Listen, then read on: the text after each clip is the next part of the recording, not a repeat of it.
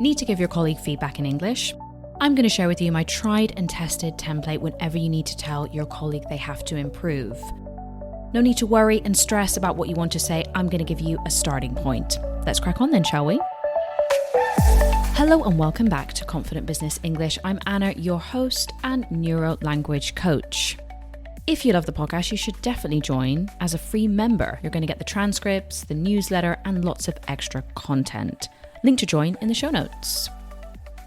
So imagine the context is this. You have to speak to one of your colleagues and bring up something that you feel they need to work on. You're probably a little bit nervous or apprehensive about this conversation. Understandably so, it can be a little bit awkward. And when you're in English, you really want to make sure that you get it right. And coming back to the main reason why you listen to this podcast, if you have a bit of a plan, an outline, it's going to help you feel much more confident going into that conversation. Let me firstly walk you through the 6 quick steps of this template. Give context, positive comment, shift to negative point, specific recommendation with should have, a reflection with the third conditional, don't panic, okay, all right, chill, we'll get there, and finally, future work. Let me give you an example of what I mean. We're going to take the context of a presentation that an employee gave, and you want to give them some feedback on it. Let's start with the first point, giving context. I would like to talk to you about. That's it. We don't need to make our lives more complicated than that. Hi, Anna. I'd really like to talk to you actually about your presentation that you gave yesterday in the client meeting. Point number 2 is the positive comment. And we can start this off with, first of all, I have to say your delivery was really confident and I feel that you handled the questions really well.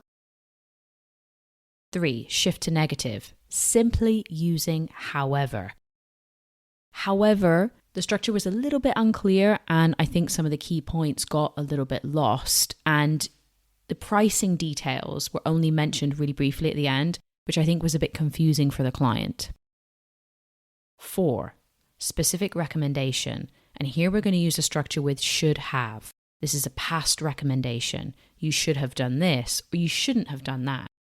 And the sentence we're going to use here is I feel you should have or I feel you shouldn't have.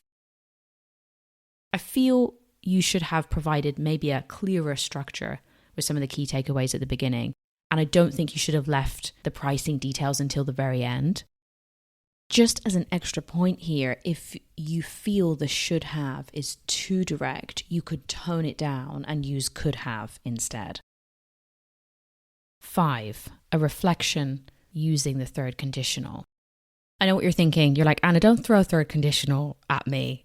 But trust me, they're beautiful structure when we want to talk about lessons learned, so it's good to be a little bit familiar with them. A quick refresh, if plus the past perfect, and then the conditional perfect in the second clause.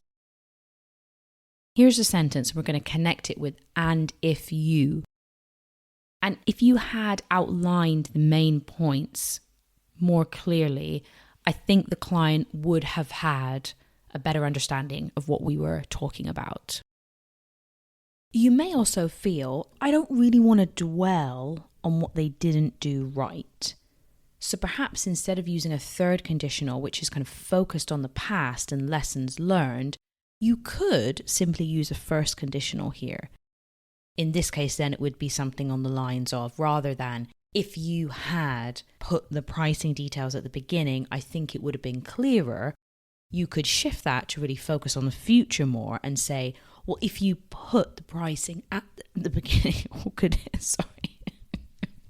I got a frog in my throat. We call that in English a frog in your throat.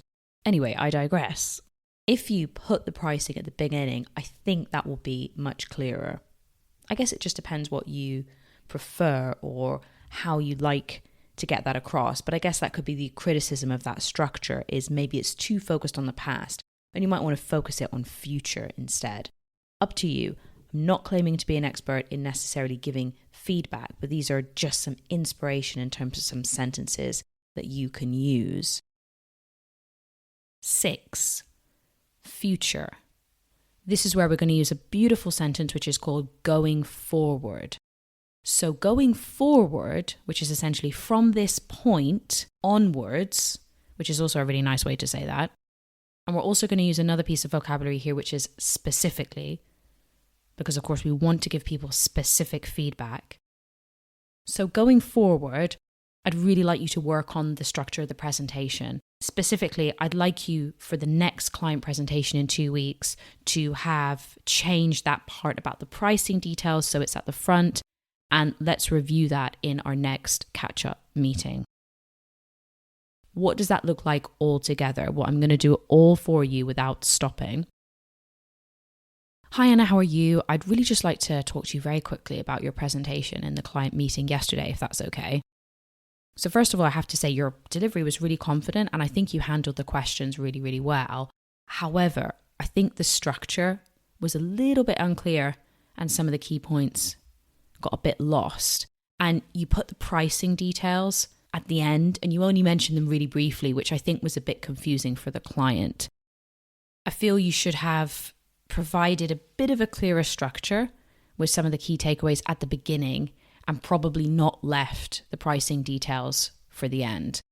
And if you had outlined the main points more clearly, I think the client would have had a better understanding. So going forward, it would be really great if you could work on this point, and specifically if for the next client meeting you could improve that part about the pricing details, and let's review it in our next catch-up meeting. That was 1 minute and 15 seconds more or less. So it's even under 3 minutes. 3 minutes is conservative really here. And yes, I'm adding some flowery bits in there. It would be great if you could, but really what I'm trying to say is just sort out the structure. But we're doing it in a polite and diplomatic way, of course. Let me give you another example to get a bit more of a feel for it. This is the context of a performance review with a team member.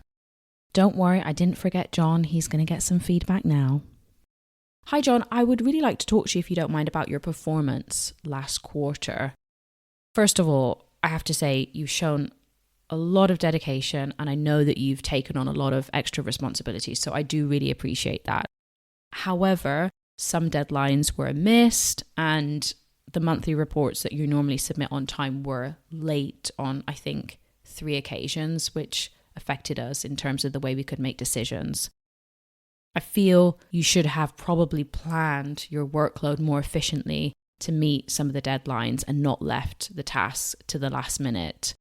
And if you had prioritized that better, it really would have helped the team overall. So going forward, I'd really like you to work on your time management, and specifically with the next monthly reports, I would like them all to be on time. And let's review it at the next meeting and see how you're getting on. In that example, you'll notice that I was being more direct. So rather than saying something like, it would be really great if you could, I said, I would really like you to get the reports in on time.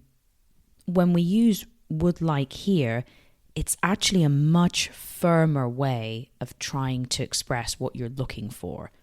If you do have this situation where you need to be a little bit more firm and draw the line more clearly, that can be a great way to do it.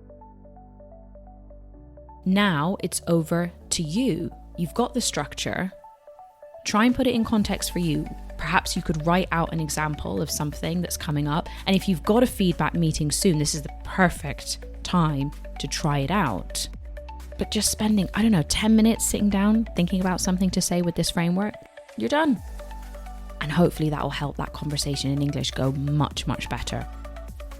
Feel free to get in touch and let me know how you get on. It would be great to hear from you. The best way to get in touch with me is on LinkedIn.